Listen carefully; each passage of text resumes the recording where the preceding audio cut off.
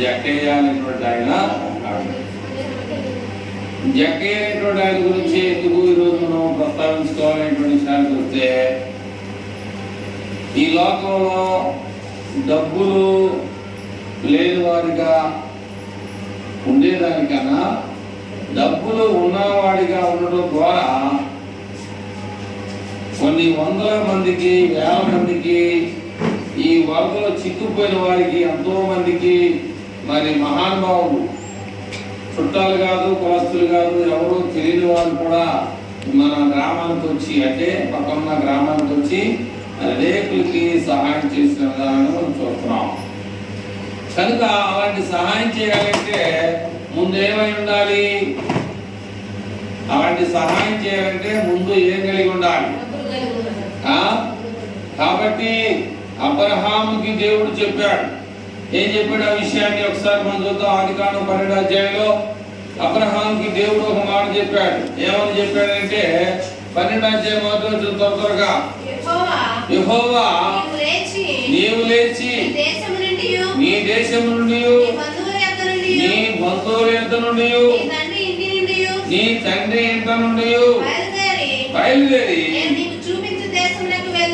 నేను నీకు చూపించే దేశానికి వెళ్ళుము.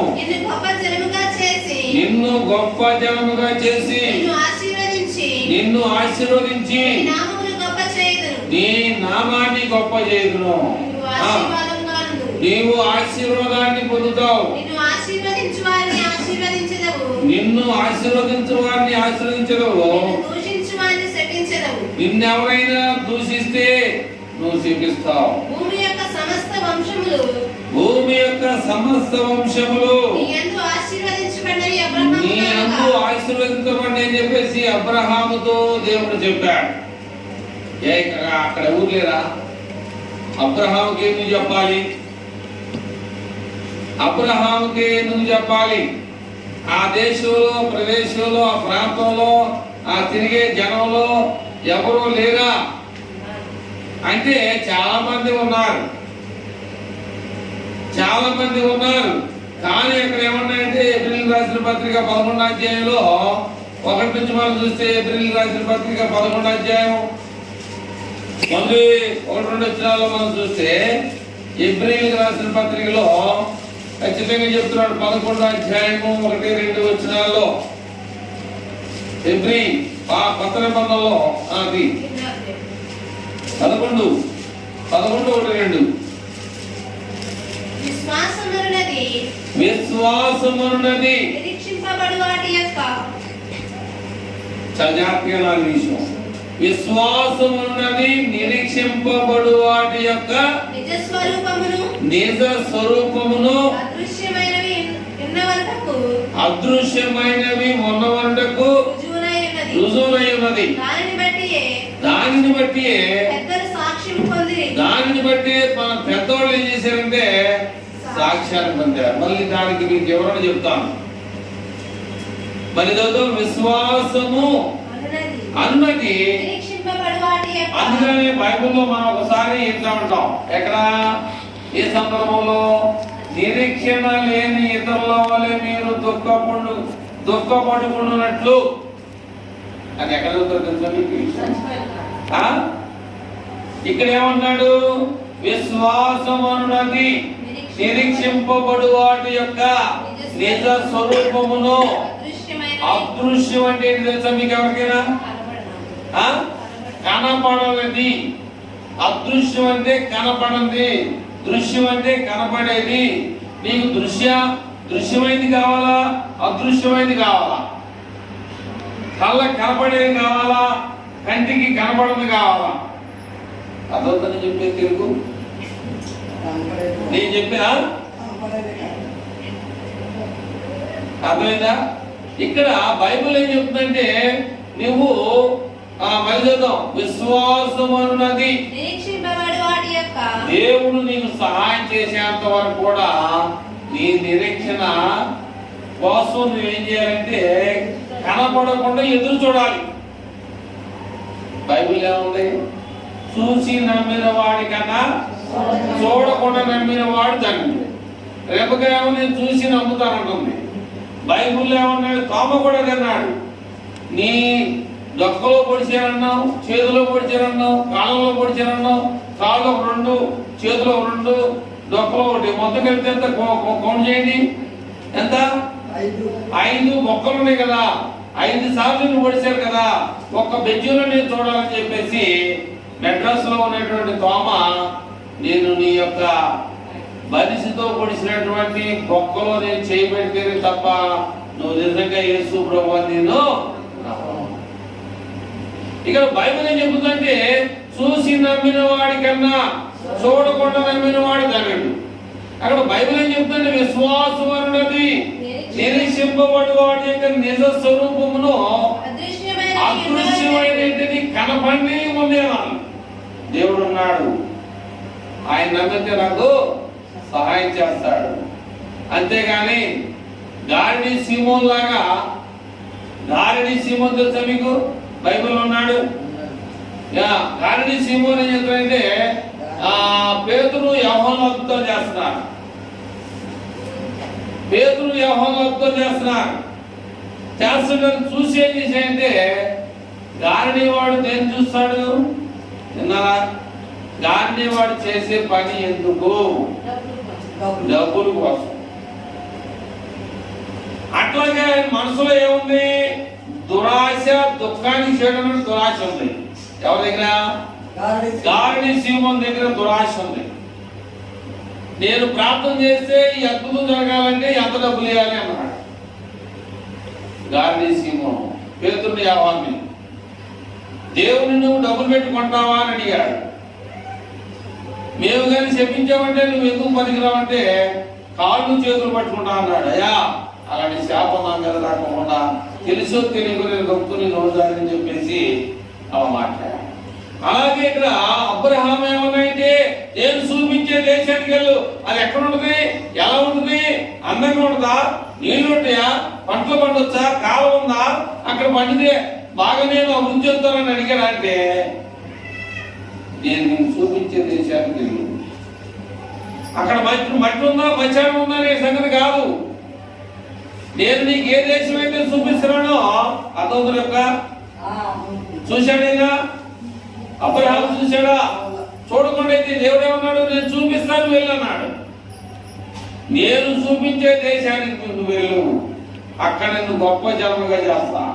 నువ్వు ఎవడైనా ఆశ్రయించావో వాడు ఆశ్రయించబడతాడు, నువ్వు ఎవడైనా శమించావో వాడు శమించబడతాడు అన్నాడు. ఆ దేశం ఏంటో తెలియదు, అక్కడ ఎలా ఉంటుందో తెలియదు, ఆ గ్రామం ఏంటో పరిస్థితి తెలియదు. అట్లాగా ఇక్కడ ఏమన్నాయంటే విశ్వాసము లేకుండా 2వ అధ్యాయము యాకోబు పత్రికలో 2వ అధ్యాయము 22 కాదు 2 చూడమ్మా 2వ అధ్యాయం చూడు. యాకోబు పత్రిక 2వ అధ్యాయము, యాకోబు పత్రిక 2వ అధ్యాయంలో నేను మాట మీకు చూపించాలని నేను కోరుకుంటున్నాను. జరిగిందా? ఎవరుంది? 2 యాకోబు పత్రికలో ఏముంటదంటే 2వ అధ్యాయంలో ఖచ్చితంగా దొరుకుతారు.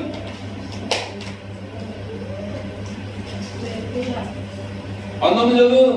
2:19 దేవుడు అక్కడే అని నీవు నమ్ముచున్నావు, అలాగ నమ్ముట మంచిది, మంచిదే. దయ్యములను నమ్మి వణుకుచున్నవి వ్యర్థుడా, క్రియలు లేని విశ్వాసము నిష్ఫలమైనదని తెలుసుకొని కోరుచున్నావా? మన పితరుడైనటువంటి అబ్రహాము తన కుమారుడైన ఇస్సాకును బలిపీఠం మీద అర్పించినప్పుడు అతడు క్రియల వలన నీతిమంతుడని తీర్పు పొందలేదా? అయితే ఇక్కడ ఇంకొక విషయం నాకు రా.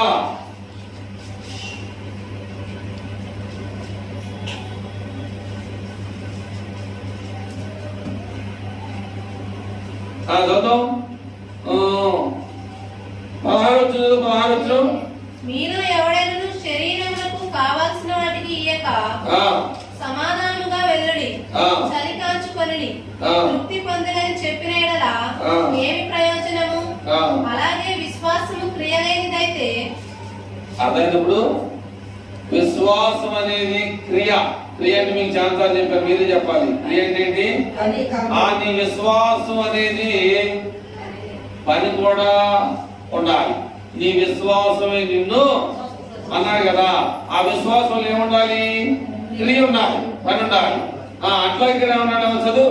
అలాగే విశ్వాసము క్రియలు లేనిదైతే, అలాగే విశ్వాసము పని లేనిదైతే, అది ఒంటిగా ఉండి ఆ విశ్వాసం అనేది ఒంటరిగా ఉండి కృతమైనదగును. అంటే సరిపోతుందిగా. అయితే ఒకడు అయితే కూడా ఏమన్నాడు? నీకు విశ్వాసం ఉన్నది, నీకు విశ్వాసం ఉంది, నాకు క్రియలున్నవి. నా క్రియలు ఉన్నవి. క్రియలు లేకుండా నీ విశ్వాసము నాకు కనపరచు. క్రియలు లేకుండా నీ విశ్వాసం నాకు కనపరచుము. నేను నా క్రియల చేత నా విశ్వాసము నీకు కనపడుతున్నది చెప్పు. కాబట్టి ఏమన్నాడు? నేను నా క్రియల చేత నా క్రియల చేత నా నా విశ్వాసము నీకు కనపరుచునని చెప్పాను. దేవుడు ఒక్కడే అని నీవు నమ్ముతున్నావు. కాబట్టి ముందు వచ్చిన మనకు కావాల్సింది ఏంటంటే దేవుడు ఒక్కడే అని నీ నమ్ముతున్నావు. అలా నమ్ముట మంచిది. కానీ దయ్యమును నమ్మి ఉడుకుతున్నవి వ్యర్థుడా. క్రియలు లేని విశ్వాసము ఏమవుతుంది అంటే ఎందుకు పనికి రాకుండా పోతుంది. అలాగే దయ్యములను నమ్మి వణుకుతున్నావి అనేటువంటి మాట మీకేమన్నా అర్థమవుతుందా? ఏమన్నా గుర్తొస్తుందా? దయ్యములను నమ్మి వణుకుతున్నవి అనే మాట మీకు ఎక్కడన్నా ఏ విషయంలో గుర్తొస్తుందా? శాన అనేటువంటి దయ్యం పట్టినటువంటి వాడు ఏమన్నాడు?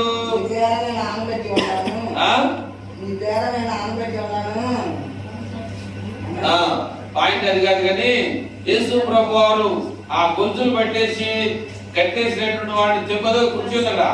ఆ కూర్చోలేసుకోమని గొలుసులు బట్టి తెంపుకుంటూ సమాధుల్లోకి వెళ్తే అర్థమైనప్పుడు గొలుసులు తెంపుకొని సమాధుల్లోకి వెళ్తే అక్కడ యేసు ప్రభు వారు సమాధుల్లోకి వెళ్తే ఏమంటుంది? గొలుసులు పెట్టిన నోట్లో నుంచి సర్వోన్నతుడైన దేవుని కుమారుడా. దేవుడండి ఈ రోగాలు వచ్చి తగ్గక బాగా దేవుడు ఉంటే మనకి ఎందుకు కష్టాలు వస్తాయి అనుకున్నాడు మనం కూడా ఉన్నాం. సైన్యం ఏమంటుంది? సైతాన్ ఏమంటుంది? సర్వోన్నతుడైన దేవుని కుమారుడు ఎలాగ పొగుడుతుందో చూసారా? మనం ఏమంటాం? తలకాయ నొప్పి వచ్చినా తట్టుకోలేం, రోగం వచ్చినా తట్టుకోలేం, బాధలు వచ్చినా తట్టుకోలేం. ఆ సైతం ఏమంటుందంటే సర్వోన్నతుడైన దేవుని కుమారుడా నాతో నీకేం పని. కనుక మనం ఏమంటాం? దేవుణ్ణి ఏమన్నా పొగుడుతున్నామా లేదంటే మీరే అర్థం చేసుకోండి. కానీ ఇక్కడ దేవుని యొక్క వాక్యాన్ని వినేటువంటి మనము ఒక విషయాన్ని మనం ఆలోచన చేయాలి. ఇక్కడికి నేను సమయం దగ్గరికి వస్తున్నా, టైం చాలు. 19వ అధ్యాయంలోకి వస్తున్నా, లోకాసు సువార్తలకు 19వ అధ్యాయంలోకి వస్తున్నా. మొదటి వచనానికి వద్దాం. ఆయన సంచరించుచు ఆయన యేసు ప్రభువారు సంచరించుచు యెరికో పట్టణంలో ప్రవేశించి యెరికో అనేటువంటి పట్టణంలో ప్రవేశించి దాని గుండా పోవుచుండెను. దాని మీదుగా ఆ పట్టణంలో గుండా వెళ్తా ఉన్నాడు. ఇదిగో సుంకపు గుత్తదారుడును ధనవంతుడైన జక్కయ్యను పేరు కలిగిన ఒకడు యేసు ఎవరో అని చూడగోరిని గాని పొట్టివాడైనందున జనులు ఎక్కువగా మంది ఉండడం ద్వారా చూడలేకపోయాడు. కనుక ప్రియమైనటువంటి వాళ్ళరా, దేవుని వాక్యం అనేటువంటి మనమందరం కూడా చాలా జాగ్రత్తగా మనం ఆలోచన చేయాలి. అర్థమైందా? జనులు గుంపుగూడిగా ఉంటే జనం చాలా మంది ఉన్నారు. రేపు అత్తరాలి దాన్ని ఇంటికి వెళ్ళిపోదాం అనుకోవచ్చుగా. రేపు ఈ ఊర్లో కంటే ఊర్లో చూడొచ్చులే అని వెళ్ళిపోవచ్చు కంటే అక్కడ కుదరదు. ఎందుకని కుదరదు అంటే మీరు ఏమన్నా చెప్తారా? ఎందుకని కుదరదు అంటే దేవుడు జక్కయ్య యొక్క ఆయన చుట్టూ ఆయన ఆత్మ కమ్మేసింది అన్నమాట. జక్కయ్య చుట్టూ దేవుని ఆత్మ పట్టేసింది. నేను ఏదైనా కానీ చూడాలి. ఎలాగైనా సరే ఎటు నుంచైనా వస్తాను నాకు తెలియదు, ఎటు నుంచైనా రాని ఏం చేయాలనుకున్నాడు, చూడాలనుకున్నాడు. సరే, ఒక లోకంలో జరిగేటువంటి సంఘటన ఒక, నేను యేసు ప్రభు వారిని చూడాలి, నేను యేసయ్యని చూడాలి. ఏమైనా కానీ నేను ఇటు వస్తే ఇక్కడ ఒక మేడి చెట్టు ఉంది, ఈ మేడి చెట్టు ఎక్కి పైనుంచి నేను చూస్తే ఆయన ఎలా ఉంటాడని చూసేసి నా జన్మ తరించుకుందాం అని చెప్పేసి అనుకున్నాడు. కానీ అక్కడ జరిగినటువంటి సిచ్యువేషన్ ఏంటంటే, బైబిల్లో పోయిన వారం ఎవరి గురించి చెప్పుకున్నాం, రెప్కా కూడా ఉన్నాకుండా ఎవరి గురించి చెప్పుకున్నాం, యవనస్తుడైనటువంటి ధనవంతుడి గురించి చెప్పుకున్నాం. కానీ ఇక్కడ ఉన్న మీకన్నా నాకన్నా మనందరికన్నా ఆయన ఆజ్ఞలు పాటిస్తున్నాడు. ఏమైంది, నరహత్య, విషయం, దొంగతనం, అబద్ధ సాక్ష్యాలు, ఇవన్నీ కూడా నాకు తెలుసు, ఇవన్నీ కూడా చిన్నప్పటి నుంచి కూడా నేను అనుసరిస్తేనే తప్పించుకుంటూ వస్తాను అన్నాడు. కనుక దేవుడు మనకు సహాయం చేయాలి అంటే మనలో ఉన్నటువంటి ఈ చెడు స్వభావం ఏం చేయాలి, తీసివేసుకోవాలి. అయితే ఇక్కడికి వచ్చేసేవారికి నేను మళ్ళీ జక్క దగ్గరికి వస్తా. 8వ వచనం చదవాలమ్మ కిందకి. 8వ వచనం 19:8 లూకా సువార్త. జక్కయ్య నిలవబడి ఇదిగో ప్రభువా. అయితే ఇక్కడ కొద్దిగా ముందుకెళ్ళామా, 5వ వచనం. యేసు ఆ చోటికి వచ్చినప్పుడు కన్నులెత్తి చూసి జక్కయ్య త్వరగా దిగుము, నేడు నేను నీ ఇంట ఉండవలసి ఉన్నదని అతనితో చెప్పగా అతడు త్వరగా దిగి సంతోషముతో ఆయనను చేర్చుకొనెను. అందరూ అదంతా కూడా చూసి ఈయనంటే యేసు ప్రభువు పాపి అయిన మనుషుని యొక్క ఆ పాపి అయిన మనిషి దగ్గర నిలవడానికి వెళ్ళాడని చెప్పేసి చాలా మంది అక్కడ కొనుక్కుంటూ చదువుకున్నారు. జక్కయ్య నిలవబడి ఇదిగో ప్రభువా, నా ఆస్తిలో సగాన్ని బేదలకు ఇస్తున్నాను, నేను ఎవరి యొద్దనైనను అన్యాయముగా దేనినైనా తీసుకొని ఎడలా అతనికి 4 వంతులు మరలా చెల్లించునని ప్రభుతో చెప్పాను. అందుకు యేసు ఇతడు కూడా అబ్రహాము కుమారుడే, ఎందుకనగా నేడు ఇంటికి ఏమొచ్చిందంటే రక్షణ వచ్చి ఉన్నదని, నశించిన దానిని వెతకి రక్షించుటకు మనిషి కుమారుడైనటువంటి యేసు ప్రభువారు వచ్చాడని అక్కడ వారందరికీ చెప్తా ఉన్నాడు. కనుక ప్రియమైనటువంటి వారలా, నా ఆస్తిలో సగభాగాన్ని పేదవాళ్ళకి ఇస్తానన్నాడు. మరలా ఎంతుంటే నాది, నేను ఎవరి దగ్గరైనా అన్యాయంగా తీసుకుంటే 4 రెట్లు మరలా తిరిగి నేను వారికి అప్పగిస్తానన్నాడు. అంటే ఇక్కడ వీళ్ళేమనుకున్నారు, డబ్బున్నవాడు ఏమనుకున్నారు జనం, పాపి అయిన మనుషుల దగ్గరికి వెళ్ళాడు. అలాగే లాజరును ఇంకొక ఆయన ఉన్నాడు, ఎవరైనా లాజరుతో పాటు ఒక ఆయన ఉన్నాడు, ఎవరైనా ధనవంతుడు, ఆయన కూడా చాలా డబ్బు సంపాదించాడు. కారణం ఏంటంటే ఈ జక్కయ్య దగ్గర డబ్బు కానీ లేకపోతే ఆనాడు పేదలకు సహాయం చేయడానికి అవకాశం ఉండేది కాదు. అంటే దేవుడు చేయడానికి కాదు, దేవుడు ఎలా చేస్తాడు అంటే మనుషుల ద్వారా చేస్తాడు. మనుషుల్లో ఉంటాడు దేవుడు, మనుషుల ద్వారా సహాయం చేస్తాడు దేవుడు. అట్లాగే ఈ జక్కయ్యని వీళ్ళు ఏమన్నారంటే పాపి అయిన మనుషుడు అన్నారు. పాపం చేసిన మనుషుల దగ్గరికి వెళ్ళి ఆ రైతులు అక్కడ నిలబడటం ఏంటి అంటే, ఒక మాట చెప్పాలని మీరు చెప్తారా, దానికి ఆ ప్రశ్న సమాధానం చెప్తారా? పాపి అయిన మనిషికి ఆపోజిట్ ఏంటది? పాపికి నిర్వచనం ఏంటి? పాపి లేదా ఏంటి? అక్కడ యేసుప్రభు వచ్చింది దేనికోసం? ఆయన పాపుల కోసం వచ్చిన, నీతిమంతుల కోసం. మరి ఇక్కడ పాపి అయిన మనిషి దగ్గరికి బస్ ఎక్కడికి వెళ్ళి ఏంటంటే వాళ్ళకి అర్థం కాదు. నీతిమంతులు ఉన్నాడు రావట్లేదు. యేసు ప్రభు తిరిగి తప్ప నీతిమంతుడు భూలోకంలో ఉన్నాయి. యేసు ప్రభు రాలేదనుకో నీతిమంతుడు లేడు.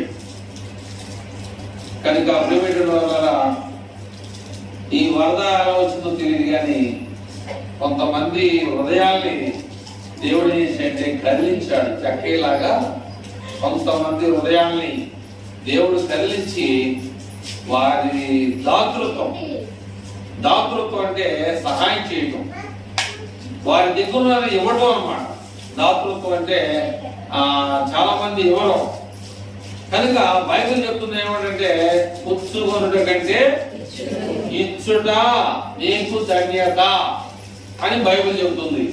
కనుక ప్రియమైన వల్ల ఇక ఒక 2 విషయాలు మీకు చెప్పి ఆ యొక్క భాగాన్ని ముగించాలని నేను కోరుకున్నా. ఒక 5-10 నిమిషాలు మనం వెళ్ళిపోదాం. కొద్ది విషయాలు మనం నేర్చుకొని వెళ్ళిపోవడానికి మనం చూద్దాం. మన ఇక్కడ కొరింథీయులకు రాసినటువంటి అపోస్తలుడైన పౌలు కొరింథీయులకు రాసినటువంటి 2వ పత్రిక, అంటే 2వ కొరింథీయులకు రాసిన పత్రిక 8వ అధ్యాయంలో కొద్ది విషయాల్ని మాత్రమే చదువుకొని మనం సెలవు తీసుకోవడానికి ప్రయత్నపడదాం. అపోస్తలుడైన పౌలు కొరింథీయులకు రాసిన 2వ పత్రిక 8వ అధ్యాయంలో మనం కొన్ని విషయాలు చూద్దాం. మొదటి నుంచి ఇక్కడ ఏమంటే సహోదరులారా, మాసిదోనియా సంఘములకు అనుగ్రహింపబడి ఉన్న దేవుని కృపను గూర్చి మీకు తెలియజేస్తున్నాను. ఎలాగనగా వారు బహు శ్రమల వలన పరీక్షింపబడగా, ఎవరో మాసిదోనియాలో ఉన్నటువంటి సంఘం. ఒక విషయాన్ని గుర్తుపెట్టుకోవాలి.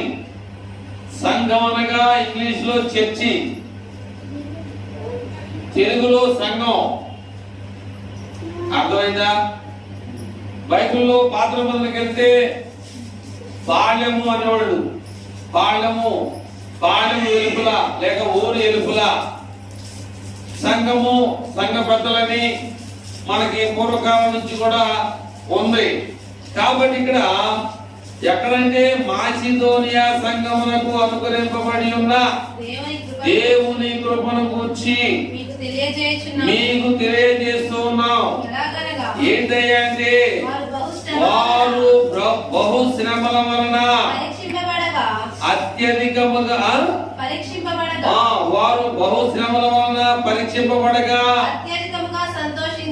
అంటే అదేంటి? శ్రమలో సంతోషం ఎలా వచ్చింది? అర్థమవుతుందా సువార్తం గారు?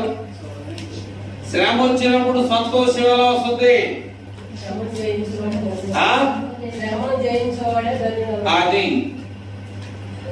నా చిన్నప్పుడు ఎక్కువగా మన ఊరు పొలాల్లో ఎండాకాలం బాగా 2 అంగుళాలు 3 అంగుళాలు ఇట్లా పొలం నిర్మించేది అనమాట. ఇంకా ఎక్కువగా నిర్మించేది. మా గేద తోలుకుంటూ గీత నలైపోతే ఉరిగితే నా కాలు దాంట్లో ఇరుక్కున్న పరిస్థితులు కూడా ఉన్నాయి. గడ్డ పనికి వెళ్ళి వచ్చి వాడు నీళ్లు పోసుకొని పడుకుంటే నువ్వు దాన్ని కనబెట్టుకుంటే లేవడం. ఎందుకని? వాడు బాగా కష్టపడచ్చు. వాడు ఒళ్ళుని శరీరాన్ని బాగా శ్రమ పెట్టాడు. కనుక ఇక్కడ ఏమన్నాయంటే, ఏమన్నాడు? దేవుని కృప వల్ల మీకు తెలియజేయమనగా వారు బహుశ్రమల వలన పరీక్షింపబడగా అత్యధికముగా సంతోషించేది.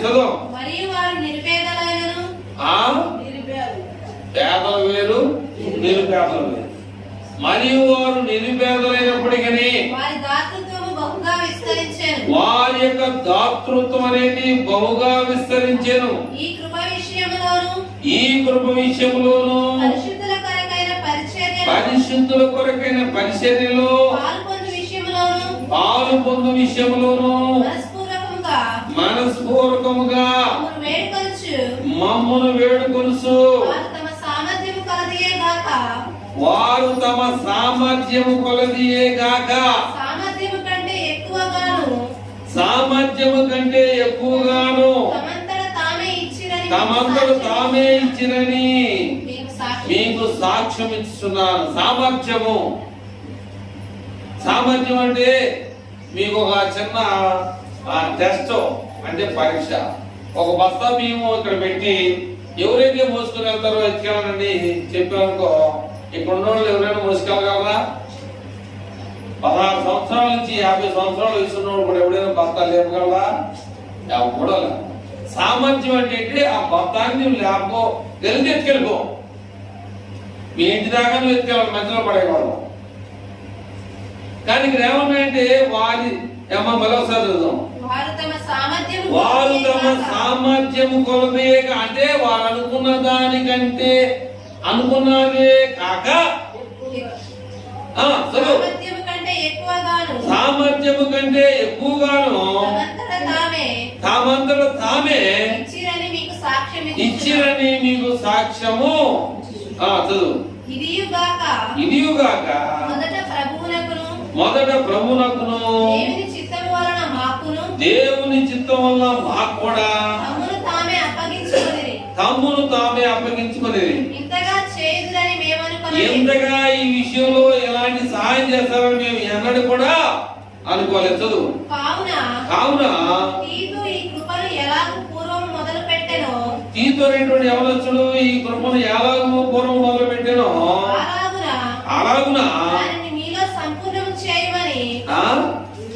దానిని మీలో సంపూర్ణం చేయమని మేము అతను వేడుకుంటుమి. మీరు ప్రతి విషయములో అనగా విశ్వాసమందును ఉపదేశమందును జ్ఞానమందును సమస్త జాగ్రత్త యందును మీకు మా ఎడల ఉన్నటువంటి ప్రేమ యందును ఎలాగో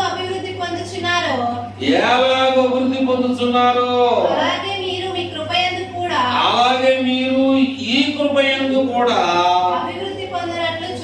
అభివృద్ధి పొందినట్లు చూసుకోమని అపోస్తలుడైన పౌలు మాసిదోనియలో వారు నిరుపేదలుగా ఉన్న వారికి ఈ విషయాల్ని తెలియజేస్తా ఉన్నారు.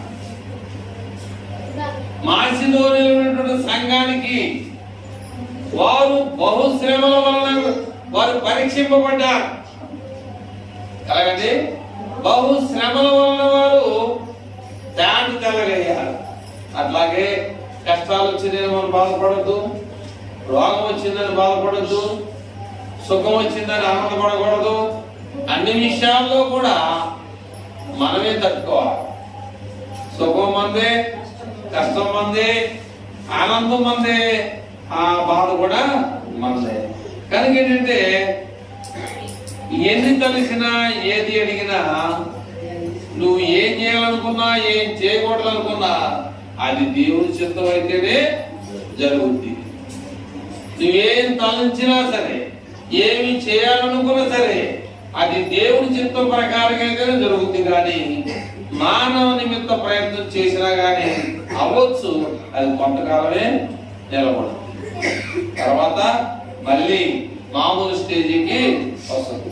కాబట్టి అందుకనే దేవుడు కూడా అంటాడు, తాను నిలుచున్నానని తలంచుకును ప్రతి వాడు పడకున్నట్లు జాగ్రత్తగా చూసుకోవాలి. మనం నిలబడ్డాం, పాపం పొద్దున మన నెలలోనే ఉన్నటువంటి కనుక మరి ఇదే 9 వరలోనే ఒకసారి చిన్నపిల్ల మన చోటు చూసే బాధ్యత మన కన్నటువంటి తల్లిదండ్రులకి ఉన్నటువంటి విషయాన్ని తెలుసుకోవాలి. కనుక ప్రియమైనటువంటి వల్ల దేవుడు అన్యాయస్తుడు కాదు, అందరికీ సహాయం చేయడానికి సిద్ధంగా ఉన్నాడు. కాకపోతే ఏంటంటే కొన్ని బాధల్లో మరి మనం కొన్ని విషయాల్లో దేవుడిని ఒకసారి మరి అనేటువంటి విషయాలు కూడా మాట్లాడచ్చు.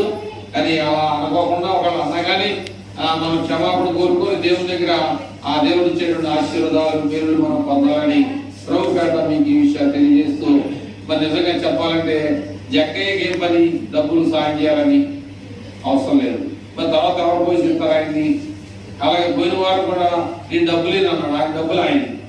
కనుక అట్లాగే మన ప్రాంతంలో వరద వచ్చిన దాన్ని బట్టి ఎంతో మంది మహానుభావులు నిజంగా వాళ్ళకి ఏమించి కూడా వాళ్ళ రుణాన్ని మనం తీర్చుకోలేరు. చాలా మంది చాలా రకాలుగా సాయం చేశారు. చాలా మంది ఎవరో విజయవాడ నుంచి ఎక్కడెక్కడో నుంచి విజయవాడ పట్టణంలో లేదా మంగళోళ్ళు వాళ్ళకి డబ్బున్న వాళ్ళు తీసుకొచ్చి ఎంతో మంది మన గ్రామాల్లో విజయవాడ పట్టణంలో ఎంతో మందికి సహాయం చేసినటువంటి మహానుభావుల్ని మనం అభినందించాల్సిన విషయం అన్నమాట. ఎందుకంటే అలాంటి గుణం మరి అందరికీ రావు, సహాయం చేసే గుణం అందరికీ రావు. నిజంగా దేవుడు వాళ్ళకి ఇచ్చి ఆ నీళ్ళలో ఉన్న వాళ్ళని, ఇబ్బందుల్లో ఉన్న వాళ్ళని సాయం చేసినటువంటి ఆ బిడ్డలకి, ఆ కుటుంబానికి దేవుడు ఇంకా ఆర్థిక వనరులు అందించి ఎంతో మందికి ఇబ్బందుల్లో ఉన్న వారికి సాయం చేయాలని దేవుని యొక్క నామాన్ని బట్టి అని కోరుకుంటూ మరి దేవుని మాటలు సెలవు తీసుకున్నాం. కళ్ళు మూసుకొని ప్రార్థన చేసుకుంటాం.